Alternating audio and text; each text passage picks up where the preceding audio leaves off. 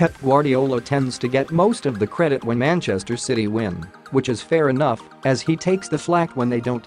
But his backroom staff rarely venture into the limelight unless dragged kicking and screaming by the manager, as he did when invited onto the stage during the title celebrations in the city centre in May.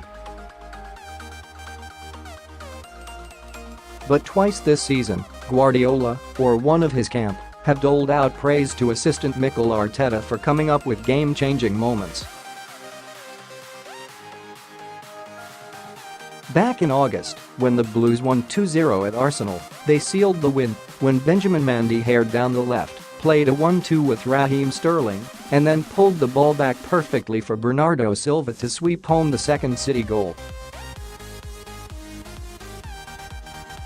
After the game, author Marti Perarnau, who knows the Guardiola camp well, revealed that the goal was down to Arteta.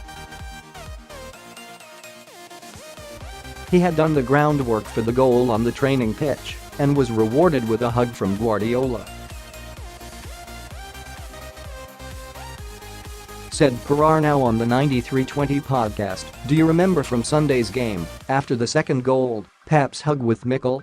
That was because Mikel said to Mendy, 'Don't make a high cross. When you get to the end line, make a cut back along the floor,' and after that Bernardo scored the goal." He also talked with Mendy and Sterling to try to make a double pass before the last cutback.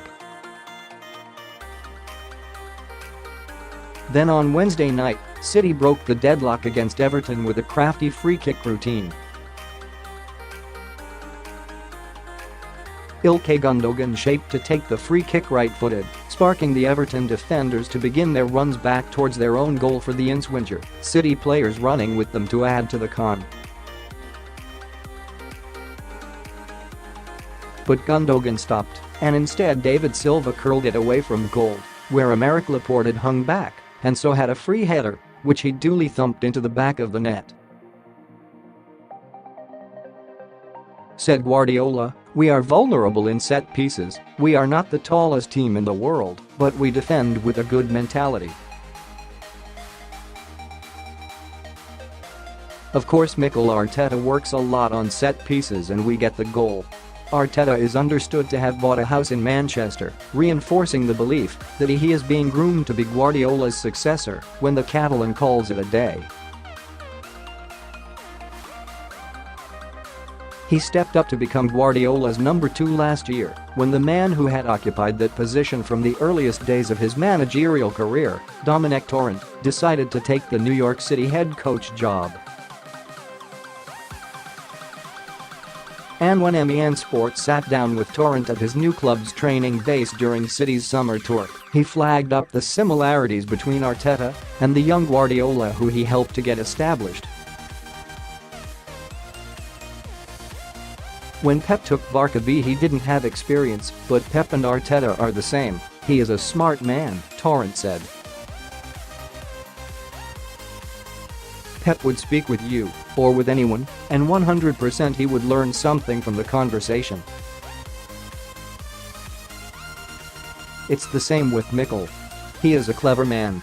After Pep. Why not?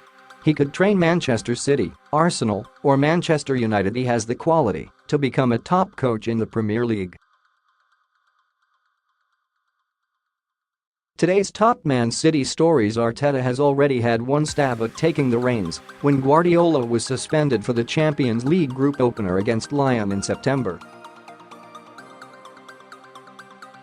That ended badly, with the Blues suffering a shock 2-1 home reverse, but it is impossible to assess how much of that was down to Arteta's inexperience and how much to the players simply having an off night. Guardiola was in charge until the moment they boarded the team coach for the ground, so it is hard to point fingers at his assistant.